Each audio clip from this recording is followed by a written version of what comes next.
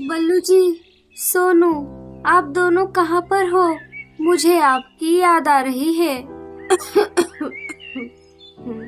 बहुत देर हो गई है, मेरा मन बेचैन हो रहा है। जरूर कुछ बुरा होने वाला है।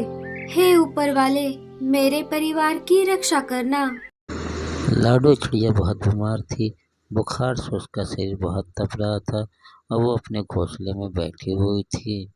अगर मैं बारिश में नहीं भीगती तो मैं बीमार नहीं पड़ती, पर क्या करूं? मुझे अपने बच्चों के लिए दाना पानी भी तो लाना था। वो सोच ही रही थी, तभी टोनी चिड़िया और मीनू मौसी वहाँ पे आ जाती होंगी। अरे लाडो बहन, क्या हुआ? तुम बहुत परेशान दिख रही हो। अरे टूनी, तुझे इसका मुंह देखकर समझ नहीं आ रहा कि ये बीमार है? हाँ, तभी तो मैं समझू कि इसके सर पर ये पट्टी क्यों रखी है। अरे लाडो, क्या अभी तक तुम्हें तुम्हारी बीमारी की दवा नहीं मिली? तुम ऐसे ही ज्यादा दिनों तक बीमार नहीं रह सकती। और बल्लू कहाँ पर है? सोनू भी कहीं पर दिखाई नहीं दे रहा। हाँ मीनू मौसी, सोनू और बल्लू जी दवाई की खोज करने गए हैं। आपको तो पता ही है, जंगल में हर तरफ सूखा पड़ा हुआ है। थोड़ी बारिश जरूर हुई है। न जाने हमको दवाई कब मिलेगी। क्या आपको दवा मिली है?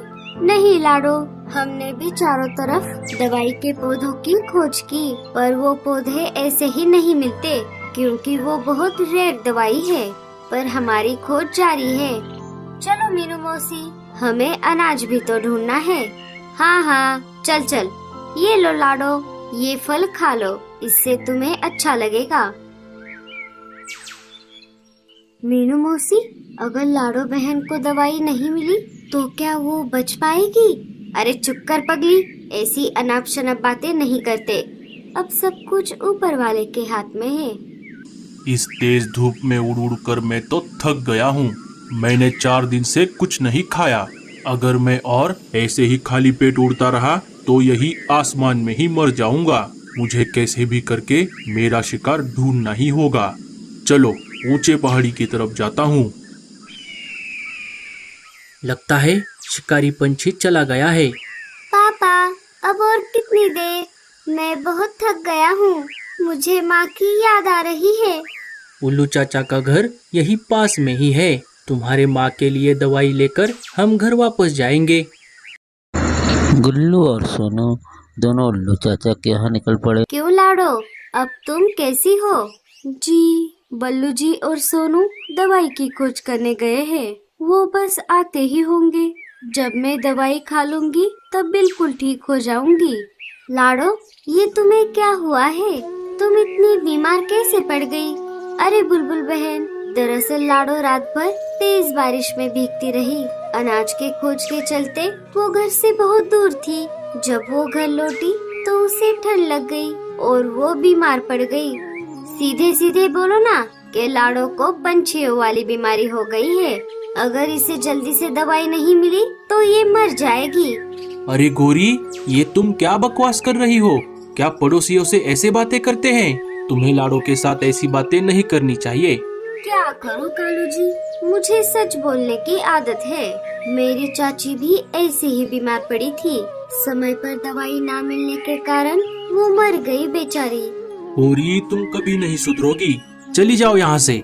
हाँ हाँ, मैं कौन सा यहाँ पर रहने के लिए आई हूँ। सोचा लाडो को आखिरी बार मिलते जाऊँ। गोरी, अब बस हो गया। जा रही हूँ ना, ऐसे चिल्ला क्यों रहे हो? और आप भी जल्दी चलो, वरना ये बीमारी आपको भी लग जाएगी। तुम चिंता मत करो लाडो, तुम जरूर ठीक हो जाओगी। हम दवाई की खोज में लगे हुए हैं। गोरी का स्वभाव तो तुम अच्छे से जानती हो। कोई बात नहीं कालू भैया, आप सब मेरे लिए इतनी परेशानी उठा रहे हो, बस यही काफी है मेरे लिए। और जीना मरना तो हमारे हाथों में नहीं होता। इधर गुल्लू चिड़ा और सोनू दोनों डॉक्टर उल्लू चाचा के घर के बाहर पहुंच जाते हैं। अरे नहीं, ये क्या? उल्लू चाचा का घर तो बंद है। लगता है वो दूसरे जंगल गए हुए हैं। कि तभी हरा तोता वहां पर आ जाता है। अरे बल्लू, तुम यहाँ पर कैसे? दरअसल मेरी पत्नी लाडो को बहुत तेज बुखार है। मैं डॉक्टर उल्लू चाचा से दवाई लेने आया था। पर वो तो घर पर नहीं है।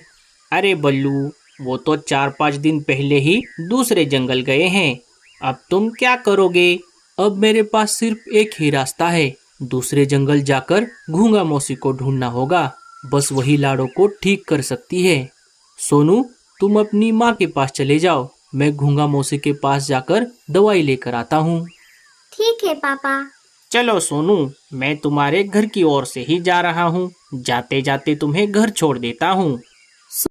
सोनू हरे तोते के साथ अपने घर की ओर निकल पड़ता है। वो अपने घर जा ही रहे थे कि शिकारी चिड़िया की आवाज़ आने लगती है। अरे सोनू बेटा, जल्दी चलो, वरना वो शिकारी चील हमें देख लेगा।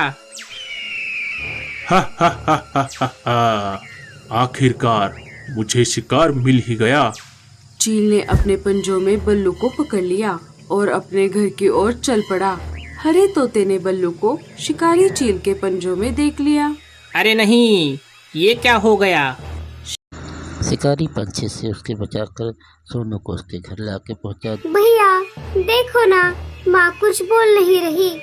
माँ, माँ, अपनी आंखें खोलो माँ, देखो ना, सोनू घर वापस आ गया है। माँ। लाडो ने अपने बच्चों की आवाज़ सुन ली और उसने अपनी आंखें खोल ही दी। मेरे बच्चों, इधर आओ, आओ मेरे पास। तुम्हारे पापा कहाँ पर है? मुझे तुम्हें बताने में बहुत दुख हो रहा है लाडो। बल्लू चिड़े को शिकारी पंछी ने पकड़ लिया है। मुझे नहीं लगता कि बल्लू अब वापस लौट पाएगा। तोते ये बात सुनकर मानो लाडो के ऊपर पहाड़ से टूट पड़ता है और लाडो सुन्न हो जाती है। लाडो, तुम चिंता मत करो, सब कुछ ठीक हो जाएगा। दोनों बात कर ही रहे थे कि तभी रानू चिड़िया वहाँ आ जाती है। अरे लाडो, मौसम के जानकार पंछियों ने बताया है कि हमारे जंगल की ओर बहुत बड़ा तूफान आने वाला है और साथ ही साथ तेज बारिश भी होने वाली है। पर अभी तो बारिश का मौसम भी नहीं है।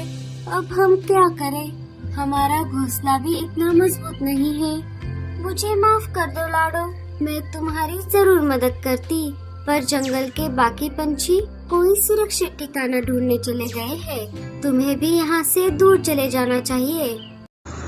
ऐसा कहकर रानू चिड़िया वहाँ से चली जाती है। चलो लाडो, अब मैं भी चलता हूँ। मेरे घर वाले मेरा घर पर इंतजार कर रहे होंगे। माँ, अब हम क्या करें? तुम डरो मत बच्चों, मैं हूँ ना तुम्हारे साथ। मैं तुम्हें कुछ भी नहीं होने दूंगी। लाडो को अपनी कोई चिंता नहीं थी, उसे बस अपने बच्चों की चिंता सता रही थी। जैसा कि मौसम के जानकार पंछियों ने कहा था, वैसे ही थोड़ी ही देर में जंगल में तेज तूफान शुरू हो गया। तूफान इतना ज्यादा था, बहुत सारे पंछियों के घोंसले तेज हवाओं में उड़ गए। थोड़ी ही देर में तेज बारिश शुरू हो गई। लाडो का घोंसला इतना मजबूत नहीं था, इसीलिए बारिश का पानी उसके घोंसले की छत से जगह जगह से टपकने लगा। माँ, मुझे बहुत ठंड लग रही है। हाँ माँ, मुझे भी। बच्चों, आप दोनों ये कंबल ले लो। पर माँ, तुम्हें तो तेज बुखार है ना। कोई बात नहीं बच्चों, मैं अब बेहतर महसूस कर रही हूँ। अपने बच्चों के खातिर लाडो ने झूठ कहा।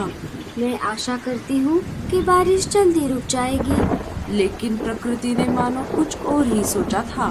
बारिश और भी ज्यादा तेज हो गई। बारिश के पानी से कंबल भीगने लगा। बच्चों, इधर आओ, मेरे पंखों के नीचे। लाडो ने अपने पंखों से बच्चों के लिए सुरक्षित जगह बना ली। लाडो को ठंड लग रही थी, पर बच्चे उसके पंखों के नीचे गरम बैठे हुए थे। बारिश तेज थी। लाडो अपनी आंखें बंद करने लगी। माँ, माँ, हमसे बात करो माँ, आप बोल क्यों नहीं रही? अपनी आंखें खोलो माँ। पिंकी, लगता है माँ को ठंड लग रही है। हमें कुछ भी करके बारिश से घोंसले को बचाना होगा। बच्चे घोंसले के बाहर आ गए। मेरे बच्चे। भैया, पर हमें इतनी तेज बारिश में घास और लकड़ियाँ कहाँ पर मिलेगी? मेरे बच्चों, उसकी कोई जरूरत नहीं है। हम किसी दूसरे सुरक्षित जगह पर चले जाते हैं। मम्मा, तुम ठीक हो गई? हाँ बच्चों, अब जल्दी चलो, ज्यादा बारिश में भीगोगे तो तुम दोनों भी बीमार पड़ जाओगे। लाडो आगे आगे उड़ रही थी और बच्चे उसके पीछे पीछे जा रहे थे। रास्ते में उन्हें कालू कौवा और गोरी दिख जाते हैं। बच्चों, आप कालू मामा को बारिश रुकने तक आसरा मांगो। कालू मामा, क्या आप बारिश रुकने तक हमें पनाह दोगे? तुम्हारी माँ कहाँ गई है? गोरी मामी, माँ तो हमारे साथ ही है। अरे कहाँ दिख रही है तुम्हारी माँ? लगता है ये बच्चे पागल हो गए हैं। सुनिए जी, आप अंदर चलिए, मुझे नहीं देना इन पागल बच्चों को आसरा। हाँ, लगता है गोरी मामी हमसे नाराज है।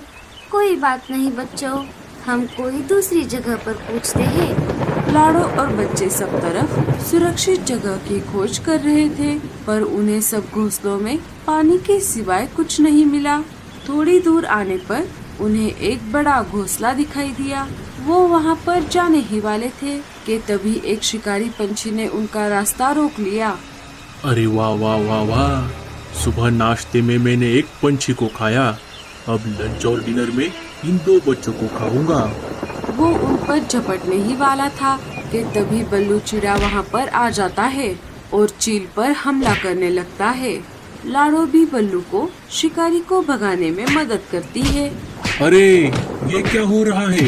ये मैं इन पर हमला क्यों नहीं कर पा रहा हूँ? लगता है ये दोनों जादू टोना जानते हैं। यहाँ से भागना ही बेहतर है। ये पापा, आप आ गए। हाँ बच्चों, मैं आ गया। पापा देखो ना, मम्मा ठीक हो गई।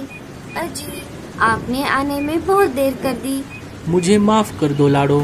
अब छोड़ो, जाने दो। हमें बच्चों को सुरक्षित जगह पर लेकर जाना होगा। चलो बच्चों, आओ हमारे पीछे पीछे। लाडो और बल्लू तेज उड़ते हुए गूंगा मौसी के घर के पास आ जाते हैं।